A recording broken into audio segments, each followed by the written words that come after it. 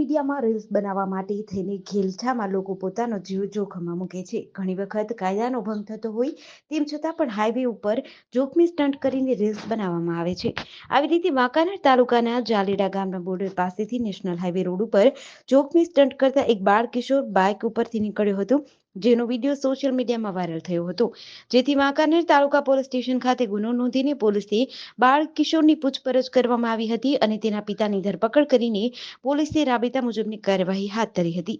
ગત તારીખ 18ની સાંજે 7 વાગ્યાના અરસામાં વાંકાનેર તાલુકાના ઝાલેડા ગામના બોર્ડ પાસેથી નેશનલ હાઈવે રોડ ઉપર બાઇક લઈને જઈ રહેલો બાળ કિશોર બાઇક ઉપર જોખમી સ્ટન્ટ કરતો હતો. આ વિડીયો સોશિયલ મીડિયામાં વાયરલ થયો હતો, જેથી પોલીસે બાઇક નંબરના આધારે શોધખોળ હાથ ધરી હતી અને આ બનાવ સંદર્ભે તાલુકા પોલીસ સ્ટેશન ખાતે ગુનો નોંધવામાં આવ્યો હતો. ગોંડલ જસદણ હાઈવે પર અનેક નાના મોટા અકસ્માતો સર્જાય છે, ત્યારે ફરી એક વખત ઘોઘાવદર ગામ નજીક બે કાર વચ્ચે અકસ્માત થયો હતો, જેમાં એક મહિલા સહિત બેના મોત નીપજ્યા છે, જ્યારે 5 લોકો ઇજાગ્રસ્ત થયા છે. ઇજાગ્રસ્તને સારવાર અર્થે 108 એમ્બ્યુલન્સ અને નગરપાલિકાની એમ્બ્યુલન્સ મારફતે ગોંડલ સિવિલ હોસ્પિટલમાં ખસેડવામાં આવ્યા છે, જ્યારે મૃતકના મૃતદેહને પીએમ અર્થે ગોંડલ અને જસદણ સિવિલ હોસ્પિટલમાં ખસેડવામાં આવ્યા હતા. ગોંડલ જસદણ હાઈવે પર અકસ્માત થયાની જાણ થતાં 4 જેટલી એમ્બ્યુલન્સ ઘટના સ્થળે પહોંચી હતી. એમ્બ્યુલન્સ દ્વારા ઇજાગ્રસ્તોને તાત્કાલિક હોસ્પિટલ ખાતે ખસેડવામાં આવ્યા હતા. સમગ્ર બનાવને લઈને શિવમ સાર્વજનિક ટ્રસ્ટના દિનેશ માધર સહિતના સામાજિક કાર્યકરો હોસ્પિટલે દોડી આવ્યા હતા. ગોંડલ તાલુકાના ઘોઘાવદર ગામ નજીક ઇનોવા કાર અને ટ્રેબર કાર વચ્ચે અકસ્માત થયો હતો. સુરતમાં ચકચાર મચાવતી દુષ્કર્મની ઘટના સામે આવી છે, જેમાં રાંદેર વિસ્તારમાં ઝૂંપડામાં એક શ્રમજીવી પરિવાર સાથે પરિવારમાં 16 વર્ષની એક દીકરી રહે છે. આ દીકરી પર બીજા કોઈએ નહીં પરંતુ તેના જ મામાએ નજર બગાડી હતી. બે મામા સહિત 3 શખ્સે ભાણેજનું અપહરણ કરી બોટાદના એક ફાર્મ હાઉસમાં લઈ ગયા હતા. સગીરાને 3 મહિના ગોંધી રાખી અને અવારનવાર દુષ્કર્મ આચર્યું હતું. બાદમાં દીકરીને મોકો મળતા જ તેની માતાને ફોન કરી આખો બનાવ કહ્યો હતો. માતાએ દીકરીએ જણાવેલી જગ્યાએ પહોંચી હવસખોરના ચુંગાલમાંથી છોડાવી હતી. વારંવાર દુષ્કર્મનો ભોગ બનતા સગીરાને 6 સપ્તાહનો ગર્ભ રહી ગયો છે. આ અંગે માતાએ રાંદેર પોલીસ સ્ટેશનમાં ફરિયાદ નોંધાવી છે. આ મામલે રાંદેર પોલીસ મથક પાસેથી જાણવા મળતી વિગતો મુજબ રાંદેર રોડ પર જૂના કપડાનું વેચાણ કરીને પોતાના પરિવારનું ગુજરાન ચલાવતા શ્રમજીવી પરિવારની 16 વર્ષની દીકરી ગત 29 માર્ચના રોજ પોતાના ઘરેથી ગુમ થઈ ગઈ હતી. તેની માતા અને પરિવારના સભ્યોએ દીકરીની શોધખોળ કરી હતી, પણ તે મળી નહોતી. તમિલનાડુના કલ્લાકુરિચીમાં ઝેરી દારૂ પીવાથી 34 લોકોના મોત થયા છે. 60થી વધુ વિવિધ હોસ્પિટલમાં દાખલ કરવામાં આવ્યા છે. આ મામલે પોલીસે એક વ્યક્તિ કુન્નુકુટ્ટીની ધરપકડ કરી છે. તેની પાસેથી આશરે 200 લીટર ઝેરી દારૂ મળ્યો છે. તેમાં મિથેનોલ ભેળવવામાં આવ્યું હતું. 18 જૂને કલ્લાકુરિચી જિલ્લાના કરુણાપુરમમાં બનેલી ઘટનાનો ભોગ બનેલા મોટાભાગના લોકો મજૂર હતા. દારૂ પીધા બાદ રાત્રે આ લોકોને ઝાડા ઉલટી, પેટમાં દુખાવો અને આંખમાં બળતરા થવા લાગી હતી. પોલીસે આ કેસમાં એક વ્યક્તિ કુન્નુકુટ્ટીની ધરપકડ કરી છે. તેની પાસેથી આશરે 200 લીટર ઝેરી દારૂ, જેમાં મિથેનોલ ભેળવવામાં આવ્યો છે, તે મળ્યો હતો. કલ્લાકુરિચીમાં 12 એમ્બ્યુલન્સ તહેનાત છે. પોલીસના જણાવ્યા અનુસાર મૃત્યુ પામેલા લોકોનું પીએમ કરવામાં આવી રહ્યું છે. રિપોર્ટ આવ્યા બાદ મોતનું સાચું કારણ બહાર આવશે. સુરતમાં પાલનપુર જકાતનાકા ખાતે 14 વર્ષની કિશોરી પર નજીકમાં રહેતા એક યુવક દ્વારા ગળું દબાવી દુષ્કર્મનો પ્રયાસ કરવામાં આવ્યો હતો. દરમિયાન કિશોરીએ બૂમાબૂમ કરતા નરાધમે કિશોરીના માથાના ભાગે ગેસનો બાટલો મારી દીધો હતો, જેથી તે બેભાન થઈ ગઈ હતી. કિશોરી ફરી હોશમાં આવતા નરાધમે પાંખે લટકાવવાનો પ્રયાસ કરી દિવાલમાં માથું અથડાવતા કિશોરી ઢળી પડી હતી. ત્યારબાદ નરાધમ ભાગી ગયો હતો.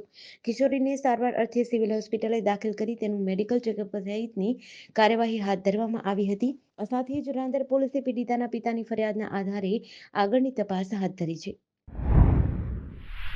સાઉદી અરેબિયાના મક્કામાં ગરમીના કારણે 12થી 19 જૂન વચ્ચે 645 હજ યાત્રીઓના મોત થયા છે, જેમાં 68 ભારતીયોનો સમાવેશ થાય છે અને જીવ ગુમાવનારાઓમાં 5 ગુજરાતના યાત્રીઓ સામેલ છે.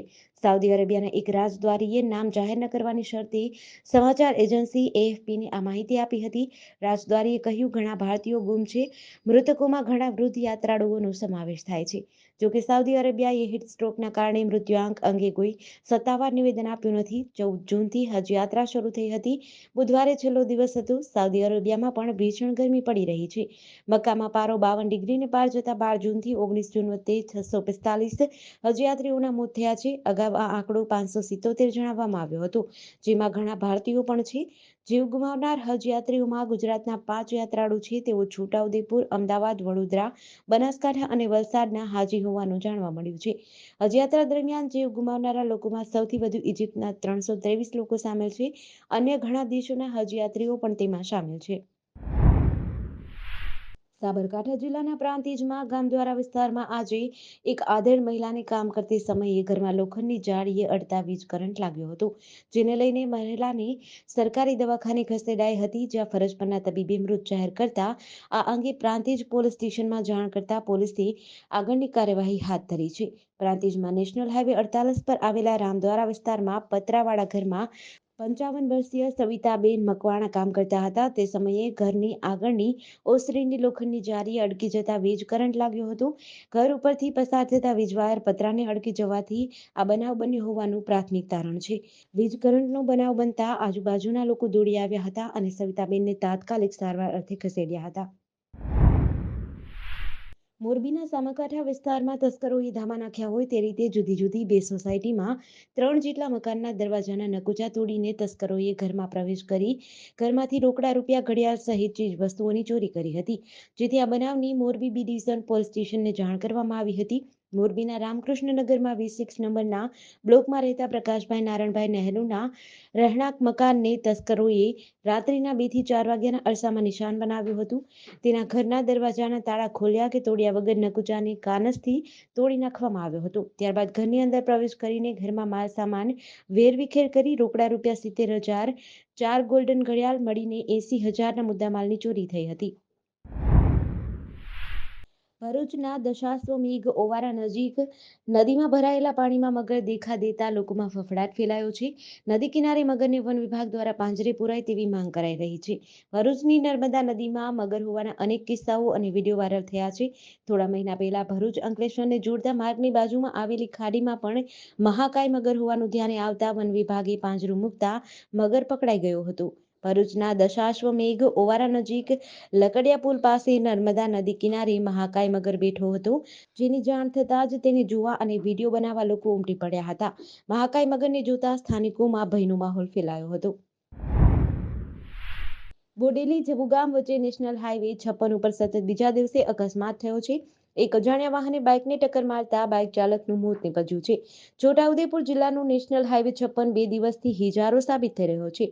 ગઈકાલે ડમ્પર અને ખાનગી લક્ઝરી વચ્ચે અકસ્માત થયો હતો, જેમાં 10થી વધુને ઈજા થઈ હતી. આજે સવારે મેરિયા પુલ પર અકસ્માત થયો હતો, જેમાં મેરિયા પુલ પર કોઈ અજાણ્યા વાહને બાઇકને અડફેટે લીધી હતી, જેમાં બાઇક ચાલકને હેલ્મેટ પહેર્યો હતો છતાં પણ નીકળી જતા છાતીના ભાગે તથા મોઢાના ભાગે ગંભીર ઈજાઓ થતા ઘટના સ્થળે મોત થયું હતું. બોડેલી તરફ તથા પુલની બીજી બાજુ જબુગામ તરફ બંને બાજુ 2 કિલોમીટરનો ટ્રાફિક થયો હતો. આ અકસ્માતના પગલે ટ્રાફિક જામ થતા રાહદારીઓને મુશ્કેલીઓનો સામનો કરવો પડ્યો હતો.